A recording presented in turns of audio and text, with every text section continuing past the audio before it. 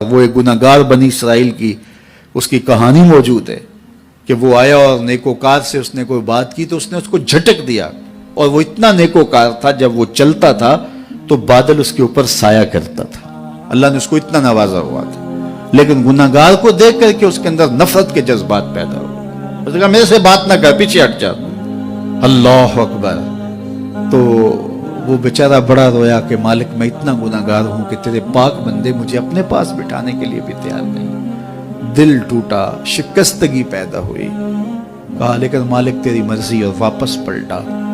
لیکن جب واپس پلٹا تو وہ بادل کا سایہ جو اس نیکوکار پہ تھا وہ سایہ اس گناہگار کے سر پہ آ گیا۔ تو وہ کرم نوازی جس پہ فرما دے، اس کے سارے بندے ہیں، تو اللہ کو جو ہے وہ تکبر کی نیکی نہیں، وہ گناہ جس کے بعد عجز پیدا ہو اللہ کو وہ پسند ہے، وہ گناہ جس کے بعد توبہ کے جذبات ابھرے، بندے کو شرمندگی کا احساس ہو۔ تو مت ایسے بنے کہ 4 نمازیں پڑھ لیں تو سب بے نمازیوں کو حقیر جاننے لگ جائیں، تھوڑا سا کام کر لیں، صدقہ و خیرات کر لیں تو باقی مالداروں کو حقیر جانے لگے۔ آپ کو دین کے کام کی توفیق مل گئی ہے تو آپ دین کے ٹھیکیدار بن کے بیٹھ جائیں کہ میں اتنا بڑا جلسہ کروایا، اب میرے علاوہ تو کوئی یہاں مسلمان نہیں رہتا، میں ہی سب سے بڑا عاشق رسول ہوں، میں ہی سب سے بڑا مسلمان ہوں۔ نہ، ایسا نہ کیجئے۔ اللہ نے آپ کو توفیق دی، آپ نے لوگوں کو دعوت دی، پتہ نہیں کس آنے والے پہ کتنا کرم ہوا ہے۔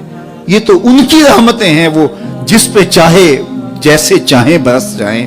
ہم کو ٹھیکیدار تھوڑے ہیں، ہم تو نوکری کرنے والے ہیں، ہم تو جوتے اٹھانے والے ہیں۔ ہو سکتا ہے کس کے صدقے میرے والد گرامی مجھے یاد آتے ہیں، وہ مجھے فرمایا کرتے تھے جب گفتگو کے لیے نکلنے لگے اور لوگوں کا ہجوم ہونے لگا تو وہ مربی تھے بڑے، اور بڑی حکمت کے ساتھ جو ہے وہ کوئی نہ کوئی بات سمجھاتے رہتے تھے۔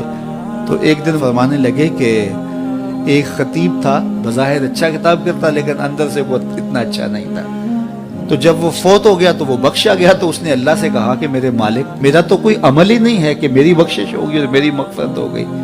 تو فرمایا کہ ہاں ہم تجھے جانتے ہیں، لیکن ایک دن تو کہیں واز کر رہا تھا، میرا ایک بندہ بیٹھا تھا، اس کو پسند آ گیا، میں نے اس کے صدقے تیری مغفرت فرمائی۔ اٹھ فریدا ستیا تے میلہ ویکھن جا، اٹھ فریدا ستیا تے میلہ ویکھن جا، وت کوئی بخشیا مل جاوے تے تو ہی بخشیا جا۔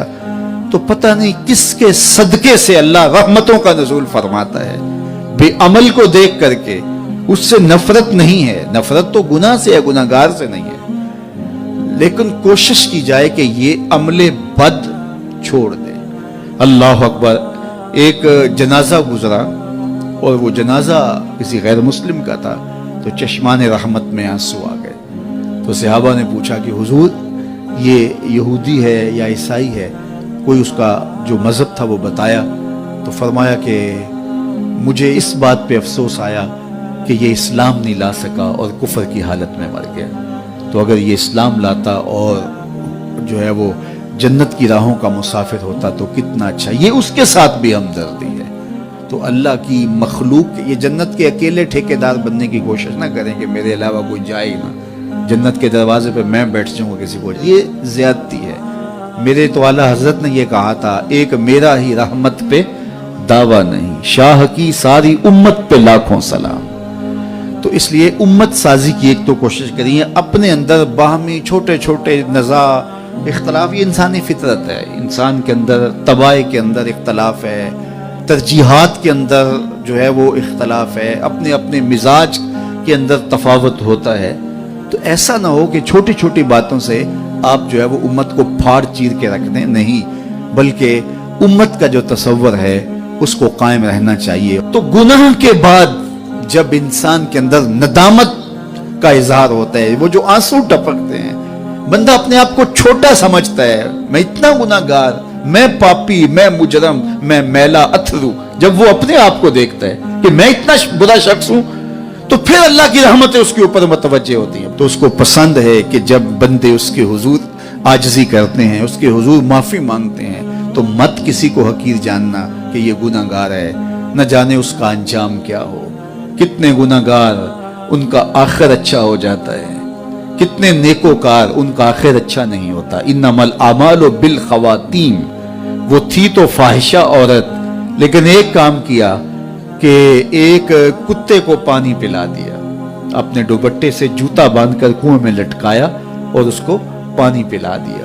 حدیث پاک میں آتا ہے اللہ اس کے صدقے سے اس کی خطائیں معاف فرما دی۔ اور ایک نے بلی کو مار دیا خاتون کو، اور وہ جہنم کی آگ میں چلنے لگی۔ اس لیے کون کس کا انجام کیا ہوتا ہے؟ ہمارے بزرگ فرماتے ہیں کہ بچے سے پیار کرو کہ اس کے گناہ کم ہیں، اور بڑے سے پیار کرو اس کی نیکیاں زیادہ ہیں، اس کی نیکیاں زیادہ ہیں۔ چھوٹے سے اس لیے پیار کہ اس کے گناہ کم ہوں گے، اور بڑے سے اس لیے پیار کہ اس کی نیکیاں زیادہ ہوں گی۔ اور اسی طرح جو ہے وہ خیال کرو کہ ہو سکتا ہے اس کا انجام بخیر ہو جائے اور اس کا آخر کتنا خوبصورت ہو۔ تو مت کسی کو حقیر جانیے گا۔ ایک میرا ہی رحمت پہ دعویٰ نہیں، شاہ کی ساری امت پہ لاکھوں سلام۔ تو حضور کی امت سے پیار کرو، مخلوق خدا کو جوڑنے کی کوشش کرو۔ اور آقا کریم علیہ الصلوۃ والسلام نے یہ جو امت کا تصور دیا اور کہاں کہاں سے لا کے کہاں کہاں کے افراد کو ایک گروہ میں، ایک جماعت میں اور ایک امت کے اندر پرویا، ایک لڑی کے اندر پرویا۔ اس امت کو امت ہی رہنے دیا جائے۔ اللہ مجھے آپ کو اپنی پناہوں کا حصار عطا کرے۔